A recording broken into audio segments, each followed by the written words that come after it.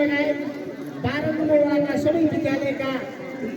विद्यालय परिवार, स्वास्थ्य संस्थाका सम्पूर्ण परिवार र यस कार्यक्रमका आयोजकका सबै मान्यवर र उपस्थित आदरणीय आमा बुवा दाजुभाइ तथा दिदीबहिनीहरू, मेरो तर्फबाट नगरपालिकाको तर्फबाट यहाँलाई हार्दिक नमस्कार र अभिवादन व्यक्त गर्न चाहन्छु। यहाँलाई थाहा छ हाम्रो पूर्वका मन्तव्यको क्रममा आफ्नो मन्तव्यबाट मन्तव्य राखेर जानुभएको धेरै साथीहरूले मन्तव्यमा यो घोषणा समारोहका सन्दर्भमा धेरै विषय राखेर गइसक्नु भएको छ। म धेरै लामो कुरा गर्न चाहन्न, किनभने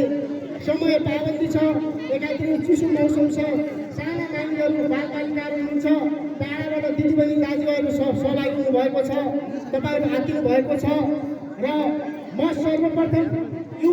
ऐतिहासिक र महत्त्वपूर्ण समारोह हामी योभन्दा अगाडि 1 दशक अगाडि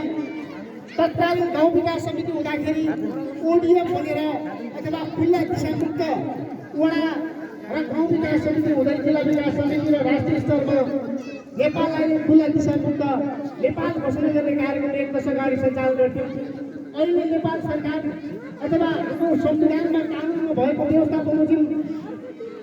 बालबालिका, खास गरी बालबालिकाको क्षेत्रमा बालबालिकाको विकास, बालबालिकाको संरक्षण, बालबालिकाको सहभागिता र उनीहरूको अधिकारको विषयलाई हाम्रा कानुनमा के जस्ता कुराहरू सम्बोधन भएका छन् ती विषयलाई कार्यान्वयनको निम्ति हामी छेडागाई नगरपालिकामा पनि झन्डै 11वटा वडाहरूमा हामीले विभिन्न जस्तो बाल विवाह निषेधित वडा, बाल मैत्री वडा घोषणा गर्दै आएका छौँ भने छेडागाई नगरपालिकामा यो बाल मैत्री वडा घोषणाको रूपमा 14 वडा भएको छ र हामीले सबै वडाहरूमा बाल मैत्री वडा घोषणा गर्दै नगरपालिकालाई बाल मैत्री नगरपालिका बनाउने हाम्रो जुन अभिष्ट उद्देश्य छ